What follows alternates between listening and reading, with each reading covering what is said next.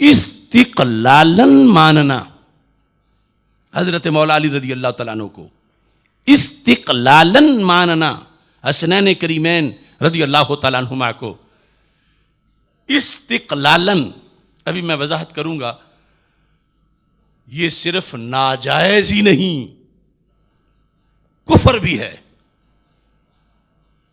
صرف ناجائز نہیں کہ چلو ناجائز محبت ہوگی فائدہ کوئی نہیں ہوا، استقلالن ماننا حضرت صدیق اکبر رضی اللہ تعالیٰ عنہ کو صرف ناجائز ہی نہیں کفر بھی ہے، اور سرکار کی وسادت سے ماننا یہ عین اسلام ہے۔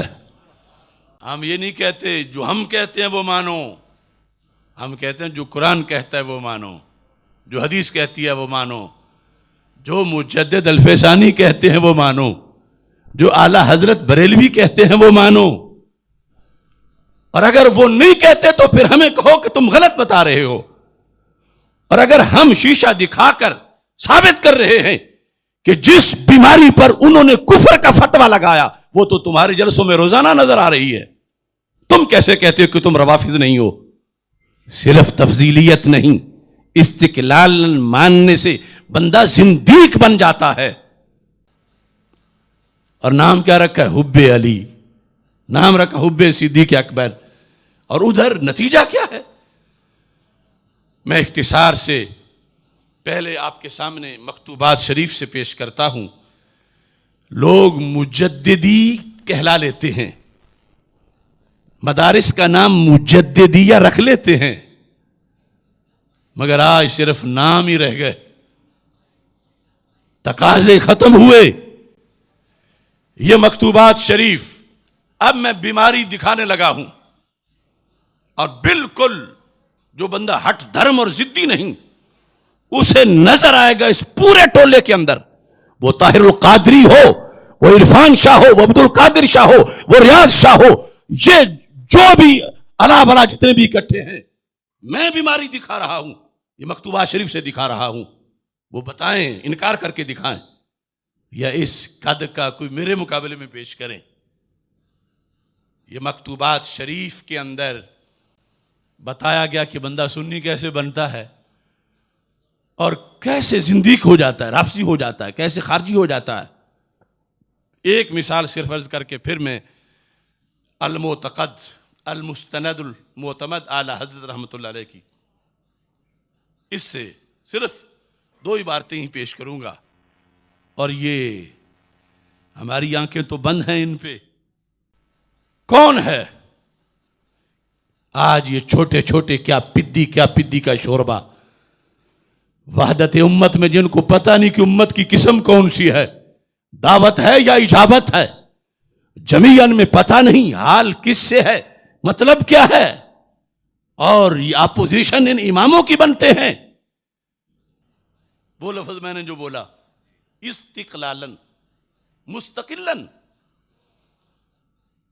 مستقلن کا یہ مطلب سمجھ لو کہ سرکار سے ہٹ کر اپنے طور پر، ویسے تو ہم سب میں محبت علی مستقل ہے کہ عارضی نہیں، ڈٹی ہے، پکی ہے، جمی ہوئی ہے، اس لحاظ سے تو ہم سب میں مستقل ہے، لیکن یہ استقلالن ہے سرکار صلی اللہ علیہ وسلم کے وسیلے کے بغیر، سرکار کی ذات کے بغیر، ڈائریکٹ ان سے اگر کسے محبت امیر را استقلالن اختیار کند و حب حضرت پیغمبر صلی اللہ علیہ وسلم را درا مدخل ندہد از مبحث خارج است۔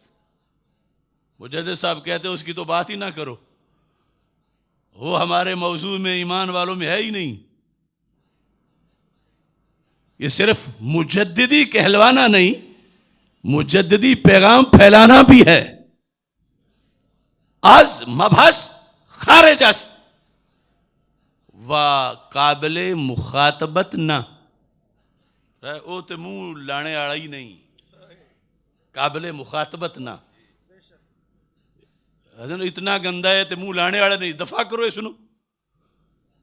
یہ جھپے مارتے ہیں جن سے ایوارڈ لیتے ہیں، وقابل مخاطبت نہ، یہ تو ملنے کے لائق نہیں۔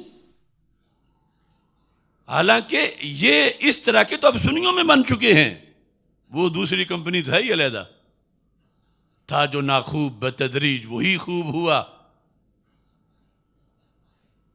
اچھا، یہ جو استقلالن مان لیتا ہے، اس نے کوئی جرم کیا؟ پیار ہی کر رہا ہے نا مولا علی سے۔ ہم یہی سمجھتے ہیں نا کہ علی علی کرنے سے جنتی ملنی ہے، لیکن یاد رکھو میرے آقا صلی اللہ علیہ وسلم نے فرمایا کہ حضرت مولا علی رضی اللہ تعالی عنہ فرماتے ہیں، مجھے سرکار نے فرمایا ان فیک مثلا من عیسیٰ، اے علی تمہارے اندر مجھے حضرت عیسیٰ علیہ السلام کی ایک جھلک، ایک وصف نظر آ رہا ہے۔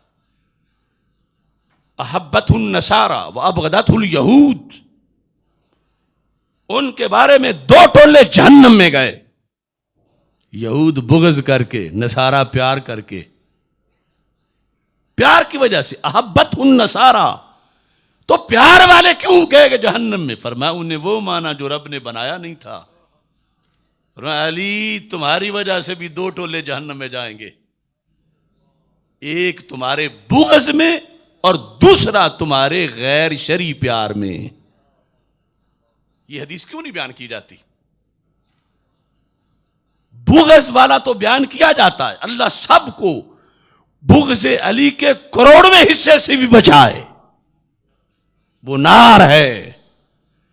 لیکن یہ جو علی علی کرنے سے نار ہے جس شرط پر، انہیں وہ حضرت مولا علی رضی اللہ تعالیٰ عنہ یہلک فی اثنان، میں مانتا ہوں میرے بارے میں دو دھڑے جائیں گے جہنم میں، مجھے میرے رسول اللہ السلام نے بتا دیا، جو میں نہیں ہوں وہ مجھے مانیں گے، میں چوتھا ہوں وہ مجھے پہلا کہیں گے، وہ میری ولایت کو خلافت کے معنی میں لے کر، اب جو انہیں بتایا جاتا ہے جو نہیں، اور پھر محبت کے نام پر کہ ہم انہیں مانیں گے، کون ہمیں روک سکتا ہے؟ تو مولا علی کہتے ہیں پھر جہنم سے بھی کون تمہیں روک سکتا ہے؟ تو صرف ماننا ناجائز ہی نہیں، اس پر کیا خمیازہ بھگتنا پڑے گا جو استقلالن مانے، مستقلن۔ مجدد صاحب لکھتے ہیں، سننا، غرض او ابطال دین است، ایسے محب علی کا مقصد دین کو باطل کرنا ہے۔ غرض او، پیچھے ذکر آ رہا ہے کہ جو استقلالن مانتا ہے، منکر علی کی بات نہیں ہو رہی، مولا علی کے بغض والے کی بات نہیں ہو رہی، یہودی کی بات ڈائریکٹ نہیں ہو رہی، ہندو سکھ کی نہیں ہو رہی، اس کی ہو رہی ہے جو کہتا ہے میں دیوانہ علی کا ہوں، لیکن سرکار کی نسبت سے نہیں، کہتا میں ڈائریکٹ مانتا ہوں، میں استقلالن مانتا ہوں، میں سرکار کے صدقے سرکار کے طفیل میں نہیں مانوں گا، میں مستقلن مانتا ہوں۔ تو مجدد صاحب فرماتے ہیں کہ اس بندے کا مقصد دین کو باطل کرنا ہے۔ غرض او ابطال دین است، اور ساتھ کیا ہے؟ وہدم شریعت، شریعت گرانا اس کا مقصد ہے۔ صرف اتنے میں سرکار کو چھوڑ کے استقلالن مان رہا ہے،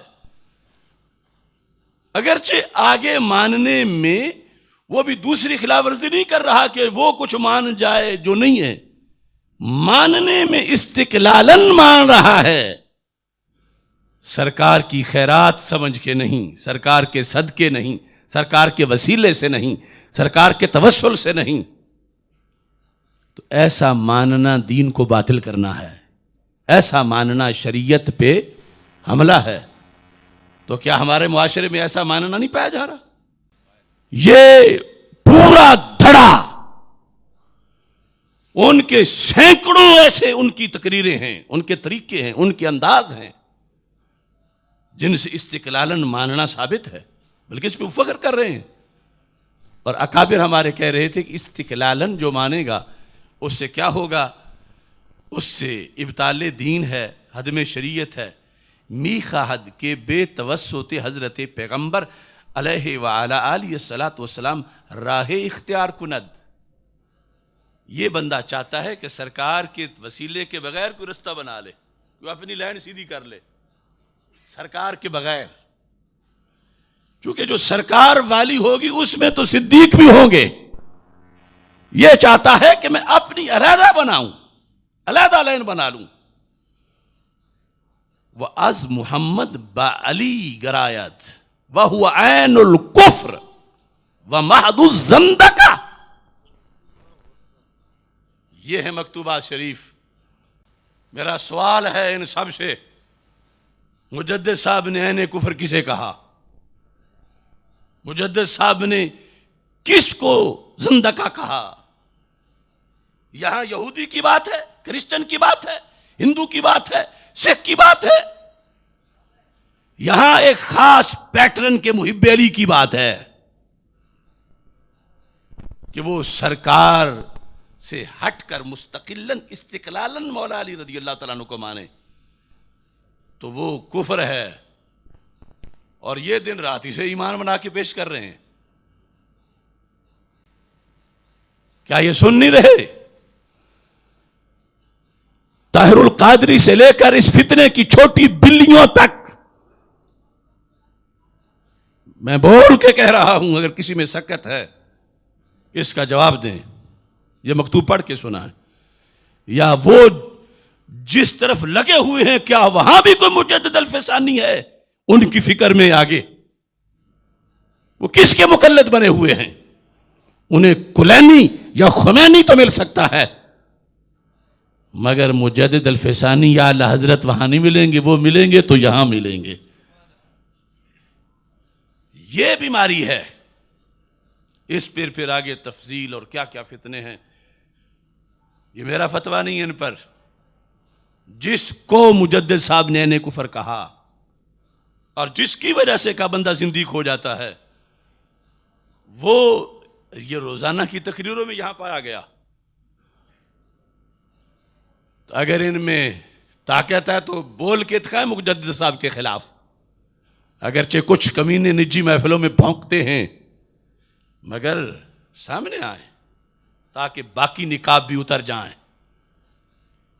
اب یہاں پر مجدد صاحب نے جب یہ بات کی تو آخر آپ کو بھی ضرورت ہے کہ اتنی بڑی بات کر دی، حب علی پر یہ کہا تو کس بیس پہ کہا؟ مجدد صاحب فرماتے ہیں میں اس لیے کہہ رہا ہوں قال علیہ وعلی آلہ الصلاۃ والسلام من احبہم فبحبی احبہم. یہ حدیث لکھی آگے اور حدیث لکھ کے پھر اس کو بیان کیا.